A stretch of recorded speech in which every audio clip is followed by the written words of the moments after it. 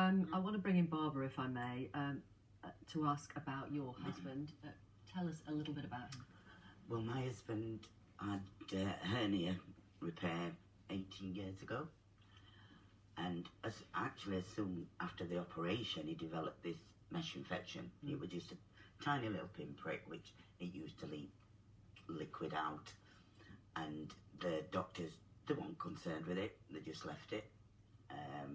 Then over the years, every now and again it'd break down, which it'd have to get antibiotics, his skin would break down, then it'd heal up until about 3 years ago, and his stomach started breaking down then, but it wasn't healing. It just kept, this little pinprick hole was getting bigger and bigger. It was effectively an open wound. Well, at one point he had 2 stoma bags on to catch all the poison and the blood and everything that were coming out.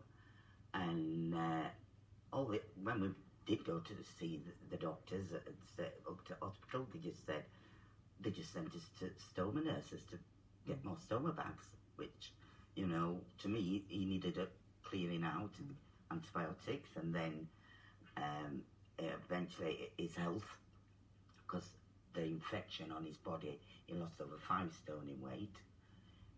It affected his walking, because the hernia repair he had, it ruptured again, so he still had the hernias, which they were quite heavy, so he couldn't. And then it went on like this. We kept going to hospital, because obviously the blood vessels are near the thing, so he was losing blood. He were having to go in for blood transfusions. At one point we had to move house because we had an hospital bed in the dining room, a commode in the kitchen, which you can't live like that. So we moved to a bungalow, and he unfortunately was only there 6 months.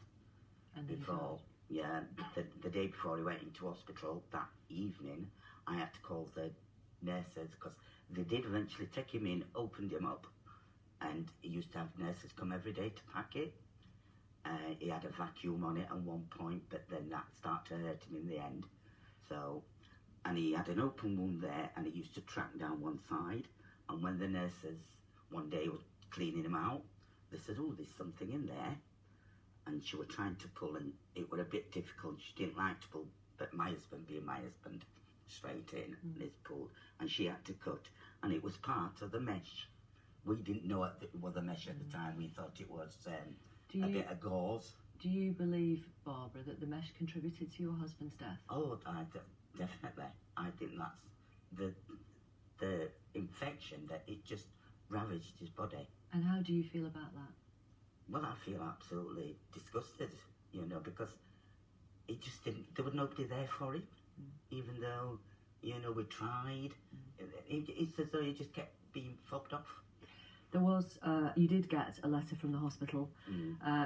In it says, "A piece of the mesh has detached from the main body of the mesh and has made its way out, to be found by the nurse." And then it goes on to say, "This could have been the cause of the infection." And we also have we can show our audience a copy of your husband Jim's death certificate. As you can see, one of the causes of death was a chronic abdominal wall infection. I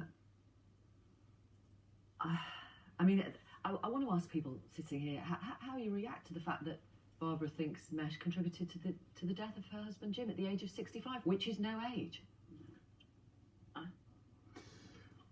Absolutely no doubt that it did. I think that one of the big problems with mesh in the